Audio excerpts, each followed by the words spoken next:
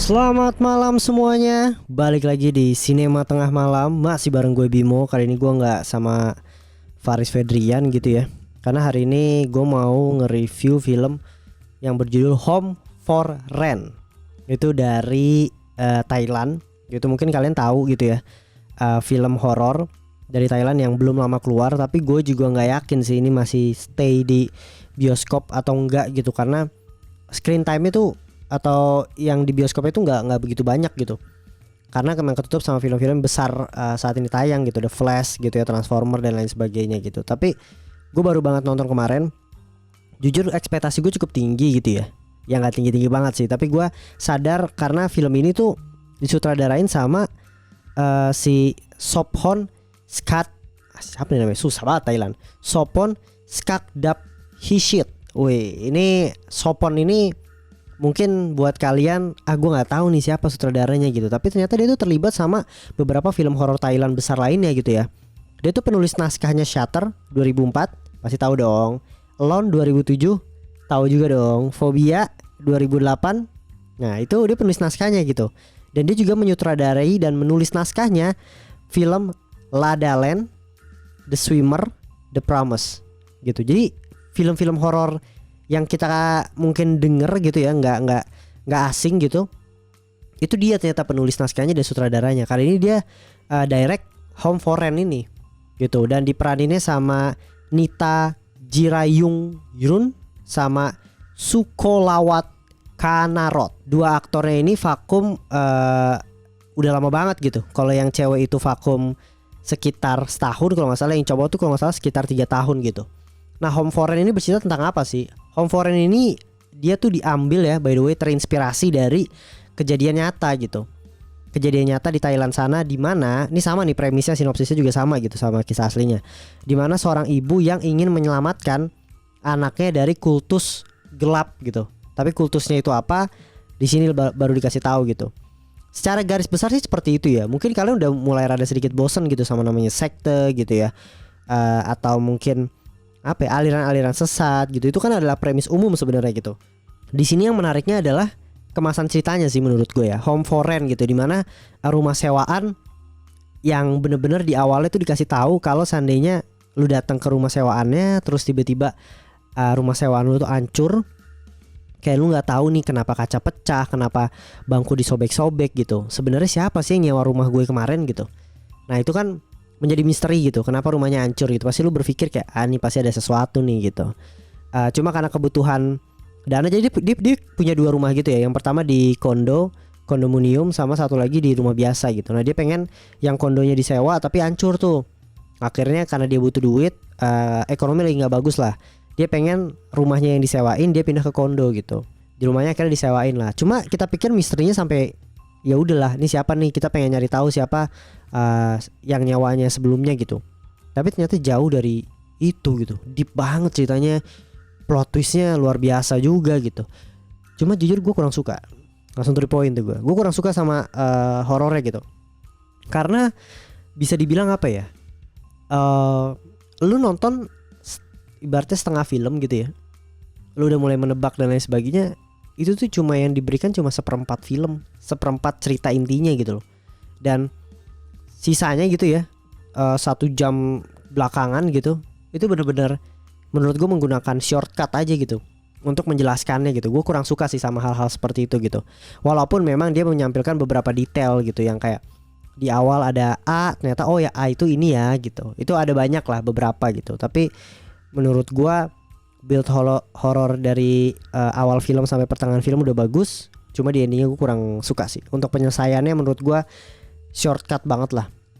Dan gue rada kurang suka menggunakan format flashback yang terlalu lama gitu. Jadi kayak flashback terus kayak kenapa sih flashback mulu gitu loh. Kayak gue gak pernah tahu sebenarnya inti ceritanya apa, tapi dijelaskannya dengan cara flashback itu kayak menurut gue lumayan kurang sih gitu.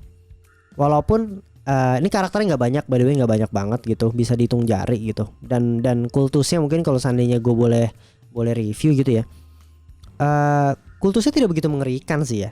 Hanya sekedar ya apa ya, buku merah gitu ditempelin ke muka terus lu ngucapin mantra-mantra. Mungkin lu udah nonton Incantation, lu nonton The Medium, gitu ya. Banyak banget lah kultus-kultus yang film horor lainnya gitu. Yang ini tuh cukup biasa gitu. Dan kalau dibilang dari jump scare, menurut gue jump scare juga hanya menampilkan suara aja, suara yang ngagetin kenceng, dar gitu.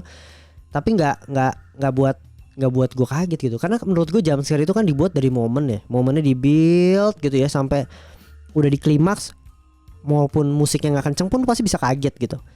Itu jump scare menurut gue yang wah serem banget gitu, seremnya bikin merinding gitu lah. Tapi kalau seandainya yang di Home for Rent ini, menurut gue jump scare itu nggak cuma mengandalkan suara gitu. Dan menurut gue cuma kayak kalau suara doang mah siapapun bisa kaget gitu. Kagetnya bukan karena horor, kagetnya karena suara gitu. Dan di sini menurut gue yang kurang sih. Di sini juga kalau dibilang dari hantunya serem apa enggak, hantunya tuh mirip banget sama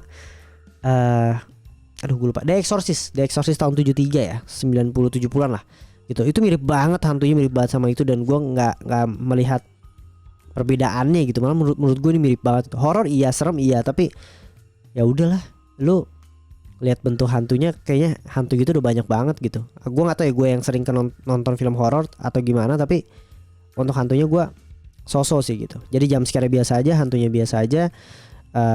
Ceritanya juga terlalu rumit gitu ya menurut gue. Wah, rumitnya tuh bener-bener drama gitu. Ini jadi kurang bagus aja ya filmnya. Tapi ya ini yang gue rasain gitu ya. Sama apa ya, biasanya tuh kalau di adegan horor itu adalah lu paling kesal sama momen nyebelin gitu. Momen nyebelin dalam arti keputusan yang diambil tuh pasti kadang lu kurang suka. Karakternya A tiba-tiba oke, untuk menyelesaikan ini gue harus seperti ini gitu. Atau mungkin ketika ketahuan gue harus begini gitu. Kan kadang ngeselin, kenapa nggak itu aja, kenapa nggak ini aja gitu. Itu kan sering banget di film horor. Sebenarnya itu adalah hal yang biasa gitu. Tapi untuk di sini menurut gue too much banget sih. Itu over banget untuk yang nyebelinnya, bener-bener nyebelin tuh bener-bener kayak fuck lah, males gue nonton nih. Sampai kayak gitu gue. Momennya yang kayak kenapa lu melakukan hal seperti itu? Kenapa lu nggak ini aja gitu? Karena apa ya, ketika kita dalam situasi momen yang dia harus memilih gitu ya, sebagai penonton tuh kadang lu mencoba di posisi orang tersebut gitu kan. Oke, kalau gue di orang tersebut, gue kayaknya sepertinya akan melakukan A gitu. Tapi semua posisi-posisi itu, semua posisi-posisi yang lu mengibaratkan yang lu menjadi karakter utama itu tidak dilakukan sama karakter utamanya, yang membuat lu kayak goblok nih karakter, kocak nih karakter gitu. Jadi itu sih, momen nyebelin itu bener-bener yang nyebelin banget gitu loh. Jadi itu sih yang buat gue jadi kayak terlalu ini drama banget lagi gitu. Tapi ya balik lagi ya, gue suka sama premisnya sih. Premisnya dalam arti apa ya, yaitu rumah sewaan gitu ya. Ternyata ada beberapa plot twist yang emang gue juga gak menduga gitu. Cuma gue merasa juga mungkin kalau dari visual ya, mungkin ini ya, tone dari filmnya sendiri gitu. Tone-nya tuh bener-bener tone apa ya, tone yang tidak menyeramkan lah gitu. Kayak lu nonton film jadul tahun 2000 berapa, 10-an gitu ya, yang bener-bener lawas banget gitu. Padahal gue yakin kan dia dibuatnya juga era-era sekarang yang dari segi kamera juga canggih gitu ya. Walaupun shootnya juga bagus, gue akuin ada yang ngiter-ngiter atau one shot yang ngikutin orangnya itu bagus banget gitu. Tapi gue kurang suka sama tone-nya sih. Tone-nya itu terlalu warm gitu, terlalu ya warm aja sih gitu. Nggak dark, nggak horror gitu. Untuk musiknya udah jelas ya, sepertinya untuk dari segi musiknya kurang menegangkan, kurang bagus juga. Dari karakternya gue nggak tahu sih. Mungkin karakternya kalau yang cewek gue suka gitu ya. Yang cowok mungkin kan dia udah vakum selama 3 tahun gitu ya. Sosok aja sih menurut gue. Malah kocak banget dah, sumpah itu keputusan menurut gue yang harus di apa ya, diperdebatkan gitu. Tapi so far gue suka. Enggak sih, gue gak suka. Gue biasa nge-review film yang akhir-akhir ini bagus, tiba-tiba nemu yang klik gitu, yang kurang bagus. Jadi kebiasaan so far gue suka. Ya gue kurang suka jujur. Kalau dibilang skornya mungkin 6 ya, 6/10 gitu. Tapi buat kalian yang lagi nonton nyari film horor, kayaknya boleh dicoba lah, iseng-iseng nyoba gitu ya. Tapi kalau buat gue sih gue kurang kena gitu. Gue lupa tapi ini benar atau enggak mungkin kalian bisa langsung tulis di kolom komentar. Gue sempat baca-baca studionya yang produksi tuh studio yang produksi The Medium juga. Cuma gue nggak tahu ya, apa itu cuma ngebawa-bawa nama The Medium biar hype-nya naik. Tapi so far sih bener-bener flat aja sih. Sayang banget gitu. Dari track recordnya sutradaranya yang bagus banget, cuma Home for Rent udah bawa-bawa kisah nyata, cuma nggak bisa dimaksimalin sih. Itu sih paling dari gue ya. Buat kalian yang udah nonton bisa langsung tulis di kolom komentar juga reviewnya seperti apa gitu ya. Review 10 menit seperti biasa, singkat, padat, dan jelas gitu ya. Jadi kalian bisa langsung tulis di komentar. Jangan lupa subscribe Sinema Tengah Malam. Ada TikToknya juga, ada Twitternya juga, bisa langsung subscribe aja. Dan like juga ya, komen yang banyak, share ke teman kalian. Ya pokoknya biar followersnya ini sama lah kayak Opini Tengah Malam. Segitu ya dari Sinema Tengah Malam. Sampai ketemu di episode berikutnya. Bye, selamat malam.